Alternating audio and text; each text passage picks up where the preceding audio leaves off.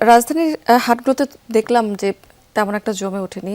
ঈদ তো বেশি দিন বাকি নেই, সেক্ষেত্রে এখানকার হাটগুলো কতটা জমে উঠেছে এবং দাম দেখে কি মনে হচ্ছে যে মধ্যবিত্তের নাগালের মধ্যে থাকবে কিনা এবার?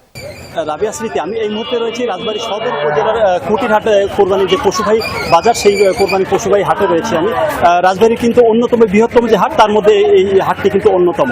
তো আমরা সকাল থেকে এই হাটে এসে দেখেছি, সকাল থেকে কিন্তু যারা খামারিরা রয়েছেন, ব্যবসায়ীরা রয়েছেন, তারা কিন্তু এই হাটে যে তাদের যে পশু কোরবানির পশু বিক্রির জন্য কিন্তু এই হাটে নিয়ে আসছেন এবং পর্যন্ত কিন্তু যে বিক্রির যে বিষয়টি সেটি কিন্তু এখন পর্যন্ত শুরু হয়নি।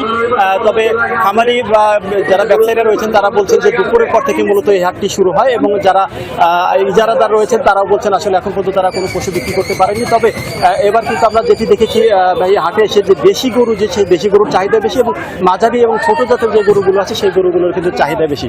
তো যারা ক্রেতারা রয়েছেন, দু একজন ক্রেতার সঙ্গে আমরা কথা বলেছি, তারা বলেছেন আসলে যারা ব্যবসায়ীরা বা খামারিরা রয়েছেন তারা কিন্তু দাম হাঁকছেন, প্রচুর দাম হাঁকছেন।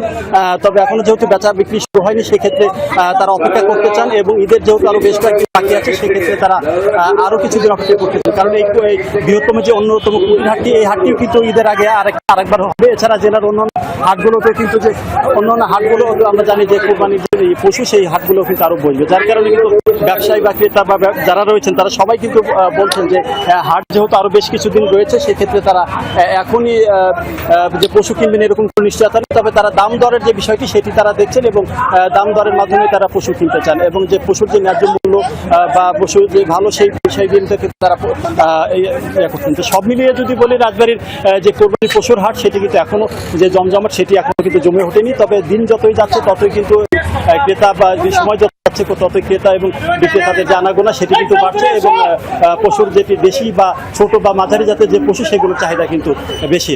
স্মৃতি। রুবেল, অনেক ধন্যবাদ আপনাকে।